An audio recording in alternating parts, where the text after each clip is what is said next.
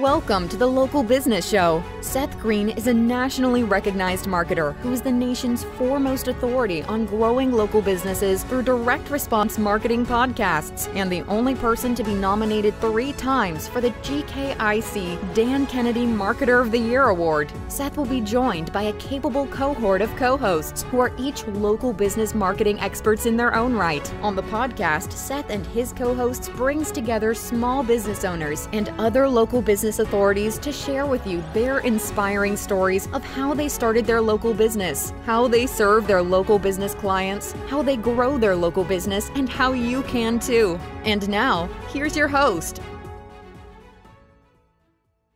Hi, everyone. Welcome. My name is Chris Richmond with Umbrella Local. Today, we're talking with Patrick Freund and talking about their business, Freund Enterprises, which runs Comfort-Air Engineering and Primo Plumbing in San Antonio. We're going to talk a little bit about the company history and how they're involved in the community, and as well some information about the business that I think you'll find interesting. Thanks, Patrick, for joining us today. Oh, thanks for having me, Chris. Great. No problem. Well, I appreciate your time and the chance to sit down and talk a little bit here. Maybe you'd like to give our listeners a little bit of background on how you got involved in the commercial and residential heating and air and plumbing industries. They're 2 different industries. Why both? Sure. No, that's a great question. Well, I got started because it was a family business. My dad and uncle started our air conditioning side back in 1964. So I kind of was born into it in that sense. Worked here in summers in high school and swore I'd never get into it. So, unfortunately, no. Actually went off to school, ended up getting married and moving out to Houston, where I lived for 10 years. And I'm the youngest of 5 boys. So there was some other family members that would work in the summers too. Sure. And then my dad and uncle finally kind of set a retirement date that they were going to retire. And if there was any interest, then needed to start thinking about if I was interested in it. One of my brothers had already come back into the business and a cousin had come in the business. So Christmas of 99, we were just checking on what's going on in the business. And that's when my dad and uncle said that they're going to be retiring. And if we were interested, now would be the time so that we could at least spend some time with them before they retired. Indeed. And so April of 2000, my brother Matt and me came into the business. And so it became the 4 of us. So there were 4 second generation family members starting in 2000. Right. So that's how I got into it. Fantastic. And that was only HVAC. And then as we were growing that business, we would do a lot of plumbing work that, because it kind of fits in with what we do. And we would always use this one small local plumber. And he kind of was winding down. And we thought, well, heck, it's a great time to kind of buy out his assets and have him come to work with us and have him teach me about plumbing. And so in 2007, we started Primo Plumbing. Then I went to apprentice school so I could learn the trade and then actually hold the license for the plumbing side. Right. We did that in 2007. So back to school then. Yeah. Fantastic. Well, that's tough to do as an adult, and especially when you're already running the HVAC side of the business to make time. That probably was quite a juggle. I know that many companies that have, their dads involved, it's very tough to do a transition with the family. Often the senior family members don't want to let go, or they're used to running things a certain way. But obviously you've had some time now over the years to build up the business your own way. I think you said. It was, they definitely had their way of doing things and had quite a reputation. They were both mechanical engineers, so they were kind of known as the smart air conditioning company. That they would kind of have highly complicated systems sometimes on jobs where other people didn't want to get involved with, but they would take it on because their background. And then my brother has an engineering degree as well. So when he came in, he was able to carry on that engineering side, of us as well. Great, great, very good. Yes, certainly that allows you obviously a broader number of different opportunities and jobs that you can take on, some things that obviously other smaller companies just wouldn't be qualified to handle. So that's fantastic to have that ability. On the plumbing side, how is that growing for you? You said you started things in 2007. How is that balanced? When we decided to start the plumbing company, we actually came up and created a separate company.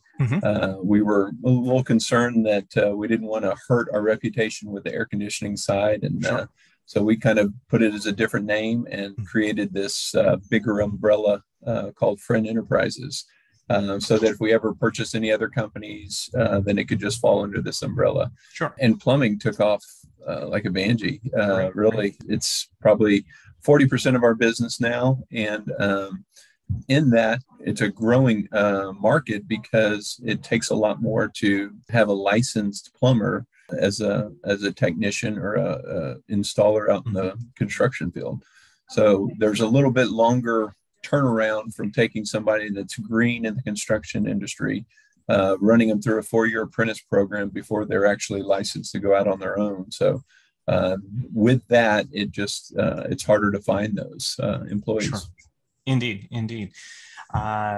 So do you take on apprentices then? I mean, if we talk about hiring for a minute, when you're bringing on apprentices, what is something that you are looking for? You know, if you're going to be working with them in the long term, that's an important hire for you.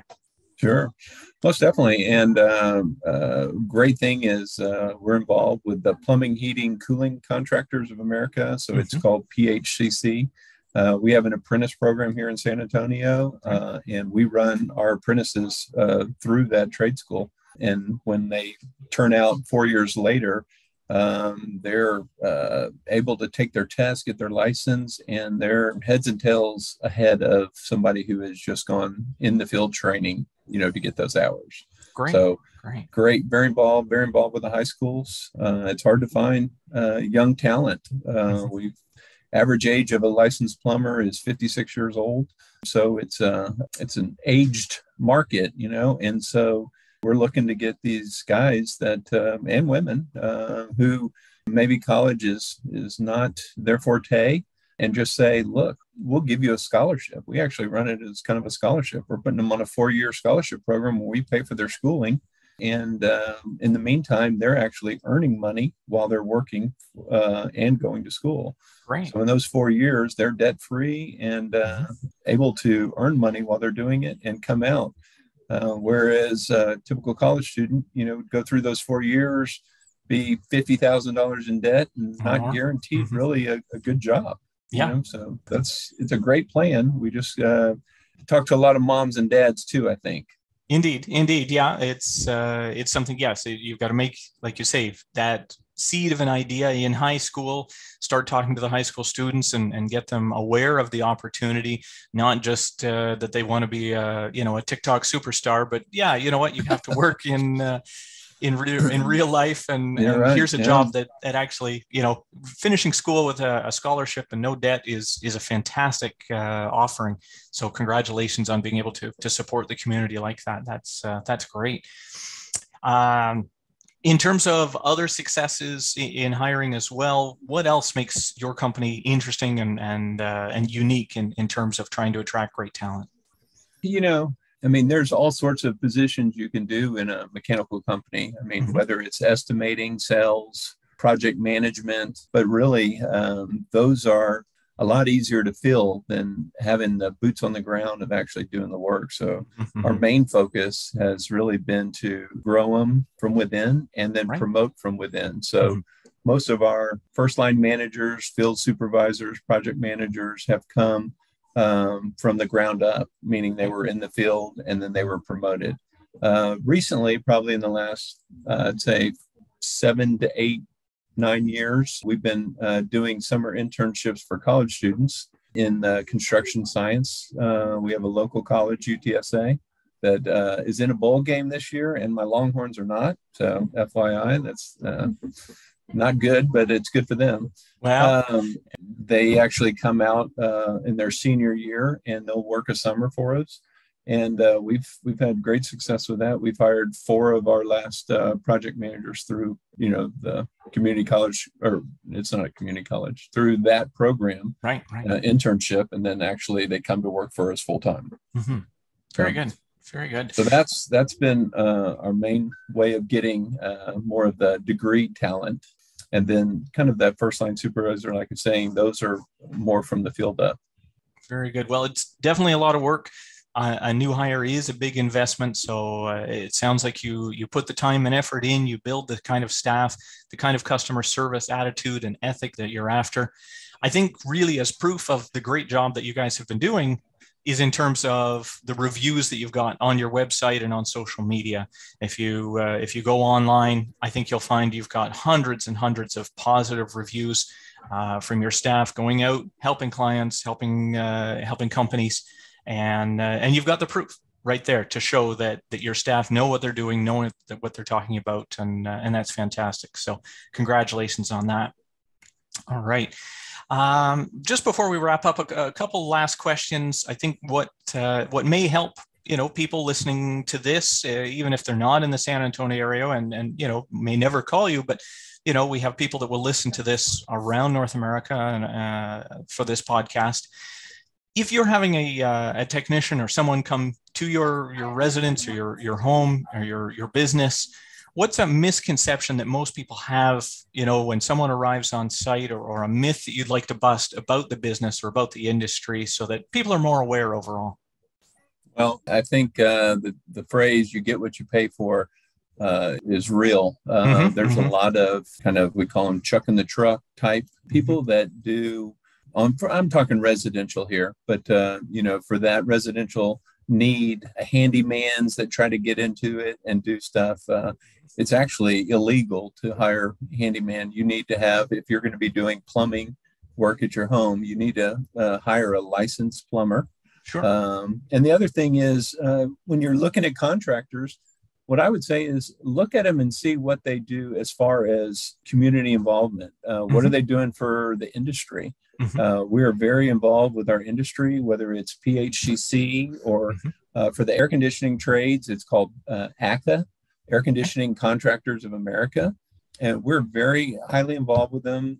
State presidents, local presidents have second generations already going into those trades.